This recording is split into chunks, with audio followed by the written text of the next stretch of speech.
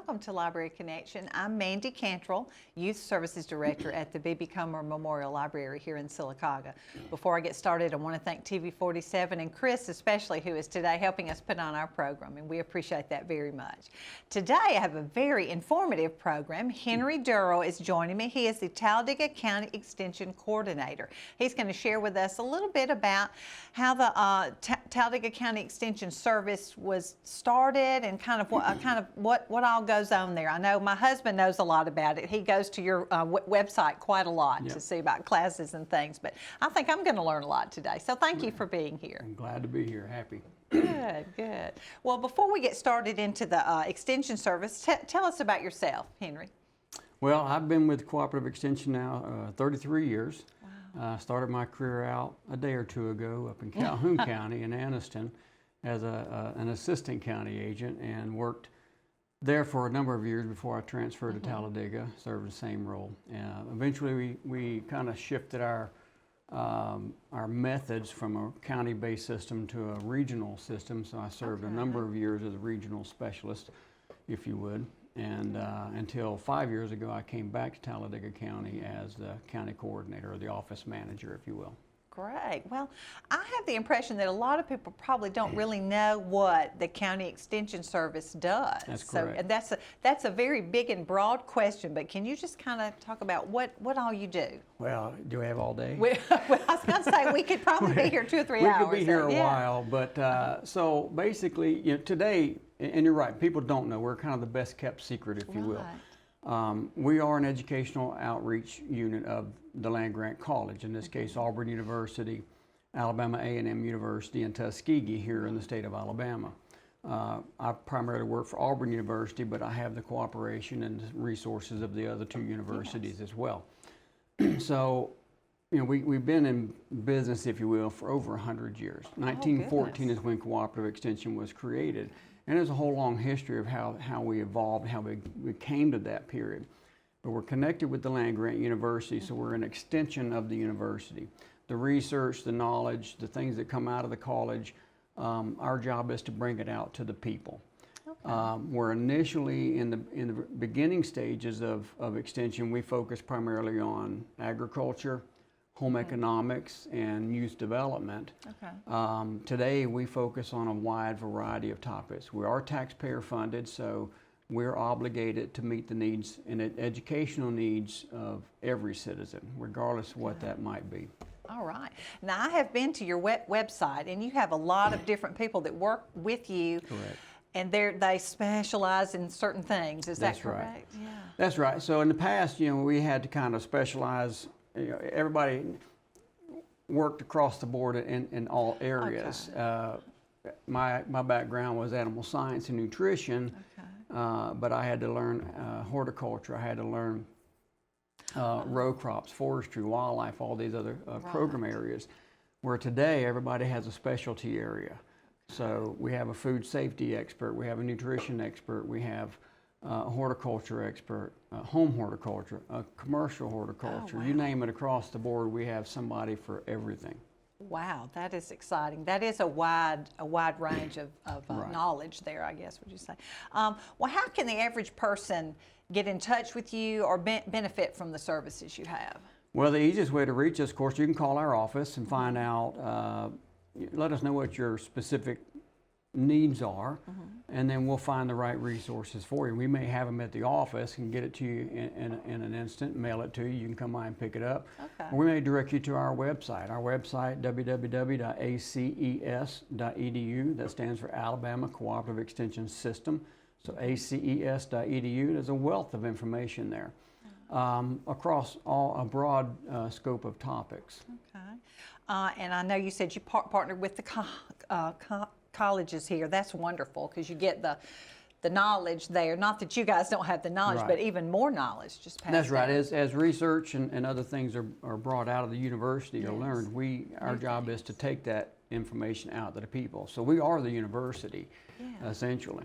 Wow, that is exciting. So you have classes that you teach sometimes, some are online? or in person? Correct. So we have a number of programs. It could be human nutrition, it could be workforce development, financial management, and anything related to agriculture or what have you. And we do a lot of those programs. COVID kind of forced us into the virtual realm. Right. We'd already been playing with it some because we knew that was the future. Right. But when COVID happened in 2020, we had to shift everything that we had planned live and in person to a virtual format.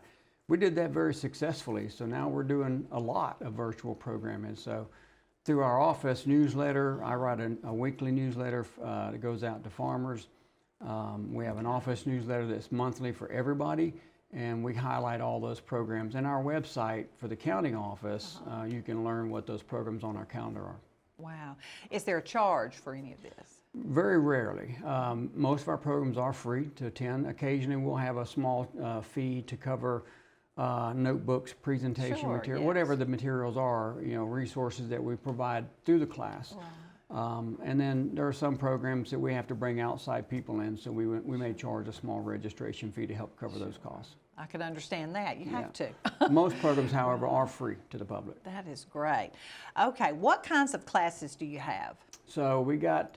That's a wide range. It is very wide because sometimes I don't always know what my regional agents are doing in the county because they're just out working so much. Right. But I know we have a vegetable production program coming up, and it's targeted more towards our commercial vegetable farmers, those that are selling at the farmers market, maybe doing CSAs or working in, providing to restaurants. Big gardening, I would call that, large-scale gardening. More than a backyard garden, Right. yeah. But now, the information there learned would be great for a home gardener as well. Okay. But we're going to focus on trying to meet the needs of those larger vegetable and fruit producers to get... Sure. There's certain things they have to do differently every year, and we try to keep them on top of that. Right. We do have a number of online courses that are going monthly and weekly. Related to home gardening, food safety, nutrition, all those type of areas as well. Food safety, that is like when you're preparing food? Correct. All right. So food safety covers a large variety of topics, but essentially it's keeping food safe. The last thing you want to do is make somebody sick when you prepare something, right? Oh, yes. So more so with food preservation. Food preservation is where people really get in trouble. If there's going to be a sickness from something, it's going to be usually in something that was preserved improperly. Oh, okay. And so our agents teach a lot of courses on food preservation, different types of food preservation, whether it's freezing, whether it's canning, dehydrating, you name it. There's a host of ways to preserve food, and they teach the safe and proper methods for that. And it won't be too long before we're right in the middle of all that. It's coming up pretty quick. Most people think about food preservation, preserving what they harvest in their garden. Right. And so that is a big time of the year. And it's interesting that, for years and years, that's what we taught. A lot of food preservation taught homemakers as well as youngsters how to preserve garden product. Yeah. And then as grocery stores became bigger and broader and everything's cheap and easily accessible, people got away from that. People got away from gardening. Another thing about COVID, it's brought everybody back to the land. And everybody wants to garden. Everybody wants to learn how to preserve what they harvest so that they can have that throughout the year. Wow, that's great. So y'all are right on the you know what's going on in the community, so you know what to... That's correct, and that's the idea, is we need to know what's going on in the community. So we try to keep our finger on the pulse of what the needs are, what people need to know, and provide that information. That's great. We're going to pause for a commercial break, and we'll be right back and talk some more with Henry Dorough. Experience the 14th Annual Sylacauga Magic of Marble Festival, April 5th through the 16th. See sculptors from around the world at Central Park. This year's featured sculptor is Francesco Gazzi. Take part in the marble scavenger hunt beginning March 25th. Register for a quarry tour. Explore the B.B. Comer Memorial Library sales and marble rooms. For more information, go to magicofmarblefestival.com or call 256-249-0961. Come experience the magic of marble. Marble City Pharmacy in Sylacauga is your destination for the highest quality health care. Our knowledgeable pharmacists are always available for questions about your medications or advice on taking over-the-counter products and supplements. Our friendly staff can assist you in choosing from our full lines of compression hose and medical equipment. And don't forget our gift department. We have a great selection of unique gifts for every occasion. Stop by and see us today. Marble City Pharmacy, here for life. Coosa Valley Medical Center, one of the top 10 hospitals in Alabama, is also Silicaga's largest employer. Services from the emergency room to surgery to cancer treatment to post-stroke care. You won't believe what's right in your backyard. It's Coosa Valley Medical Center in Silicaga. So, if you're sick in Alabama, choose one of the top 10 hospitals in Alabama. That is Coosa Valley Medical Center. Welcome back to Library Connection. I'm talking with Henry Dorough, who is the Talladega County Extension Coordinator. We talked a little bit about the service there. How did this all begin? I know you're connected to Auburn and A&M and those places, but how did this all begin, the Extension Service? So it goes back a few years. Okay. Actually, back in the 1800s, there was what's called the Morrill Act. Justin Morrill was a legislator from the state of Vermont. And he envisioned a college that would cater to agricultural education. Mm-hmm. If you think back in those days, the universities that were there were around the country were liberal arts schools, and they were pretty much reserved for the affluent. The rural people didn't have the money or the time to go, right. And unless a child was sponsored by somebody that was a little more affluent, possibly a business person. So his idea, because this, agriculture was really important. We knew as a country, we had to be able to feed ourselves, and we had to do a better job. Because back in those days, one farmer fed about 2 to 3 people, and so their family plus a few more outside of their family is all they fed. It was the beginning of the Industrial Revolution, so mechanical arts, or otherwise known as engineering today, was very, very important, and so. The Morrill Act established what's called the Land Grant College. And it got that name because basically the act granted 30,000 acres of land for each member of the legislature from each state. So a state, if they had a certain number, however many legislators they had, they got 30,000 acres of federal land granted. And they could do what they wanted. They could sell the land, they could sell timber off of it, but the specifics were that they had to use any proceeds or resources from that land grant to establish this college for agriculture, mechanical arts, and military science. Those are the 3 mandates that went along with the land grant college. So basically, in Alabama, Auburn University became the first land grant college. And then a few years later, 1890, the second Morrill Act was passed, and so the same, not the exact same formula of funding, but the land grant status was given to, at that time, what we call today, historically black colleges. So, and primarily in the southern states had black colleges, and so those colleges around the southern states were then given land grant status as well. Alabama A&M received that, and then Tuskegee was a fledgling. It was just getting started off the ground as a brand new university. And so when they received land grant status, of course, they were already established as an agricultural school and going to teach some mechanical science and mechanical arts. Matter of fact, those students and faculty built that university from the ground up from the very beginning. I've read some of that. A tremendous story about the history of Tuskegee University. That would be a great show to have sometime. But certainly, if anybody's a history buff, how that university got started and what they've accomplished through the years is pretty remarkable. Coincidentally, Cooperative Extension, what I work for, we actually got our roots from Tuskegee University. So Cooperative Extension is a national program. It's a cooperation of federal, state, and local or county-based partners, and that's where we get all our funding primarily. So, like I said earlier, in 1862, when the Morrill Act was passed, one farmer only fed 2 or 3 people. Well, by the early 1900s, that one farmer is only feeding 3 or 4 people. So advancement in agriculture, there's a lot of great research coming out of the university, and there was education to the students, but it wasn't getting out to the people. To the farmers. The farmers weren't adopting some of the new science that was coming out. And so the history, going back to 1890, 1880s, when Booker T. Washington was recruited as the first president of Tuskegee University to help get that college started. he mandated that the faculty wasn't there just to teach students. The university wasn't just going to bring students to the campus. Right. He wanted to teach everybody. So he mandated that all the faculty had to go out into the community, take the university out to the people, and teach them as well.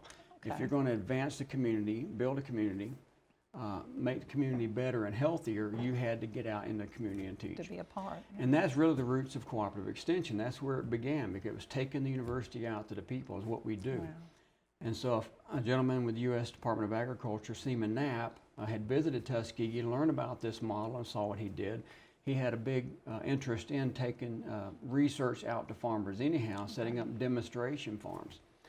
And so 1906, George Washington Carver had gotten a grant from a fellow named Jessup from New York City to make this teachable, movable demonstration wagon. It was a mule-drawn wagon. It's called the Jessup wagon, and had all the tools it needed to go out into the community and teach good farming practices. And so he hired a graduate student of his, Thomas Monroe Campbell, and on November 12th of 1906, Thomas Monroe Campbell received the very first extension appointment, federal extension appointment from Seaman Knapp with the university, with the USDA. So Tuskegee is what started, really the idea is that Tuskegee is what started this cooperative extension program that we have. Goodness. Thomas Monroe Campbell at Tuskegee was the very first extension agent in the country. Wow. Many people don't realize that. In the country, not in in the the entire state, nation, in the country. right. So it all started really at Tuskegee University here in Alabama, a small college for black people, black Americans who were, and not just there, coming from all over the country, but they, a very small college that was literally built with their hands from the ground up in the 1800s. So our job in 1914, well, let me back up, excuse me, 1914, Smith-Lever Act was passed that created this cooperative extension service using this model of taking the university to the people. And it established this partnership between the federal government through the USDA, through the state, and through the county level governments to establish a county extension office in every county. Primarily at the time, like I said earlier, agriculture, home economics, and 4-H were the emphasis areas. Today, we're much broader than that. Goodness. Wow, that is exciting that it all started in Tuskegee, Alabama, all over the country. Pretty much, yeah. I mean, there's other things that occurred too, Sure, but we yeah. like to highlight what happened in Alabama, The very obviously, that really precipitated what extension has become today. Wow, that is exciting. And what a vision he had to go out Yes. into the community. And I think you established those relationships with farmers. It was probably the same extension agent that went out to see them, establish those Yep. relationships, and helping farmers Yep. adopt new ways to farm. That's correct. Which, yeah. And you know, one way to teach an adult how to do something different is to teach their kids. Oh, And so, okay. as That's we true. talked earlier, you know, with some of the farmers wouldn't adopt some of this new technology, hybrid seed corn, for instance. Right. When hybrid seed corn was first developed years and years ago, farmers weren't adopting it. They're like, they kept their generic corn that they saved seed back and replanted it. I've done it this way, and it's worked. So. Exactly. Yeah. So, you know, the extension agent would get the kids, and the 4-H, which is our youth development component in extension. Most folks are familiar with 4-H clubs, or at least heard of 4-H. That is us. So it actually began as a boys' corn club and a girls' tomato club. Oh, And the idea was the boys in the corn club, the county agent would give the youngster enough seed corn to plant an acre. So they would get an acre of ground from their father or their grandfather, and they would plant and they learned all about growing corn, and they applied everything they learned in their 1 acre, and they planted this hybrid seed corn.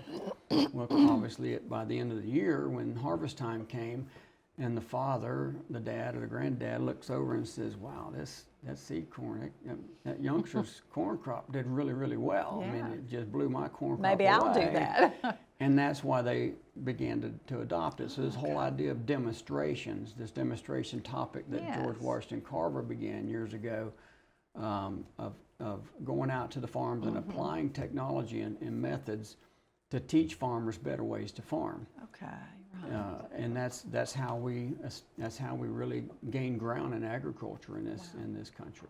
That is great. I never knew all of that. That's exciting. We're going to pause for another commercial break, and we'll be right back. Experience the 14th Annual Sylacauga Magic of Marble Festival, April 5th through the 16th. See sculptors from around the world at Central Park.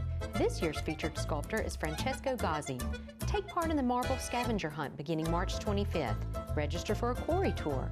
Explore the B.B. Comer Memorial Library sales and marble rooms. For more information, go to magicofmarblefestival.com or call 256-249-0961. Come experience the magic of marble. Marble City Pharmacy in Sylacauga is your destination for the highest quality health care.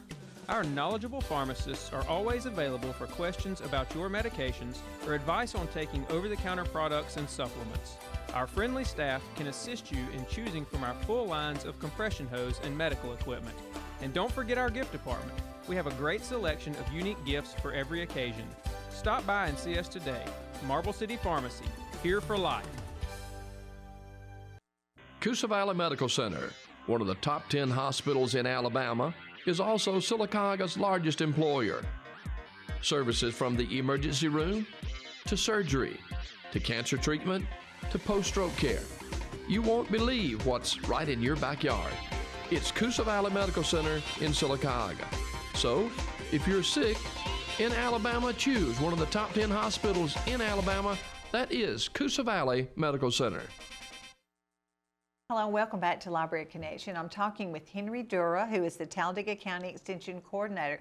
Just learned a lot. I learned a lot about how the Extension Service began right here in Alabama. That's exciting. And you mentioned 4-H, and you have your 4-H shirt on. Yeah. What is 4-H? I've always heard of that, but I don't really know exactly what it is. Right, so 4-H clubs are the youth development component of cooperative extension. We're one of the oldest youth development programs in the country.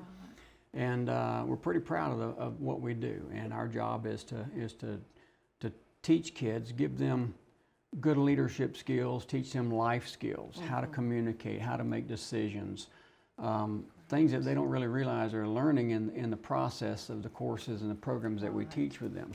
But most people are familiar with 4-H. They've at least heard of 4-H. Right. A lot of folks my age were involved in 4-H years ago.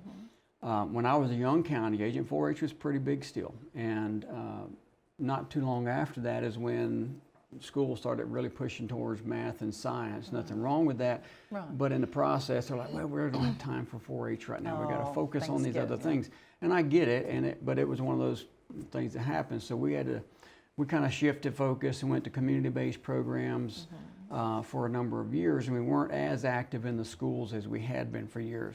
This county was no different. When I first came here, we had 4-H clubs in most schools in the county. Okay. And through the years, that dwindled down to where we had none at some point. So when I came back to this county 5 years ago, I knew we had to change that. Yes. And so we worked hard in that first year. Our 4-H agent was in the schools, working with primarily the county schools at the time. And we went from 114 kids enrolled in 4-H to just shy of 1,000 enrolled in 4-H the first year. By the end of the second year, we were just right at 2,000 kids, and we've kind of hovered there for a little bit. COVID didn't help any because it didn't help anybody. We don't want to revisit all that, but we're in the process of changing that again. So we're in most of the county schools, primarily 4th, 5th, some 6th, 7th, and 8th grade classes. And we have a full-time 4-H agent, and right now we have 2 part-time 4-H agents that we're working in the school system. We just partnered with the city of Talladega to start a new 4-H program in the city. Not in the schools just yet. We're not going to be able to get in the schools because we're working with them close to work on that partnership, but primarily community clubs to engage the youth in the city of Talladega. And we hope to expand that on out even more here to other locations in the county. That is so good. Every child needs to find their niche, and it might be 4-H, but that covers, it's not just growing corn or showing cows or whatever. And we still have all those agricultural projects that kids can get involved in. Probably our most popular program is our chick chain program, where, and this could be kids even that live in the city as long as that town has an ordinance that allows backyard flocks. Okay, yeah. Where, you know, they get 18 birds, baby chicks, day-old chicks, and they raise them for 20 weeks. At the end of that period, they actually bring a few back to a show and auction, and they learn how to show a chicken, and we auction a few of them off, but they get to keep them, and if they want, they can become entrepreneurs, developing their own egg business, if you will, to sell those eggs, or if they need to just keep them for the family, that's fine too. But we have many other programs, public speaking, and there's a host of them. We have a class on sewing, teaching kids how to sew. How many people learn how to sew today? Well, I don't. I can sew a button. And it's one of our popular classes for boys and girls. That is exciting. That's a lot of things that kids and adults can learn. Yeah. So now, to find out what classes or anything we want to take, we go to your website. Yeah, www.aces.edu, and at the top of the page you'll see a directory tab. If you click on that, you can click on, then you'll see a map of Alabama, and you click on Talladega County, and excuse me, and then it'll pull up our county page. And on our county page you'll find, well, first you'll find a picture of everybody that serves this county and what their specialty area, all their contact information, from their office number, their cell phone, and their email address, and you're more than welcome to reach out to them directly, whatever the program needs you have is. And as well, there's a calendar link there, so all the programs that any of our staff have planned at the moment should be linked on that calendar. If you don't see a specific program that you're interested in, then contact our office and we'll direct you, and we'll find that program and make sure that you can get enrolled in it. Well, there is a lot there. I know my husband just recently did the Master Gardener program, yes. And then went to another class somewhere. I think the charge was $10. I mean, for the supplies and everything that he brought back. Yep. Probably something about tomatoes. He's the gardener, but he is always tomatoes are a big talking. topic. Yeah. Everybody likes tomatoes. I know. And gardening is big right now, so it's to learn how to take care of your lawn, how to grow a garden, how to preserve your foods, and so much more than that. That's Forestry, wildlife, family and consumer sciences. Man, we need another hour to talk about all this. Yeah, a good bit of time. Well, that is exciting. And hopefully we can get some of our other specialty agents on board here to kind of talk about some of their project areas, their program areas, what they're teaching, learn more about that. We would love to do that as the time, when it's time to be looking at those kind of things. That would be great. Well, thank you so much for being here, and good luck with the 4-H. I hope that all works out really well. You can get more. Coming along just fine. Good, more kids involved. COVID is going away, we hope, cross our fingers. Yes. But I do appreciate you being here today, and hope you will look at their website at all the things that you can take advantage of, all the things you can learn. So thank you again, and thank you so much for joining me on Library Connection. Glad to be here.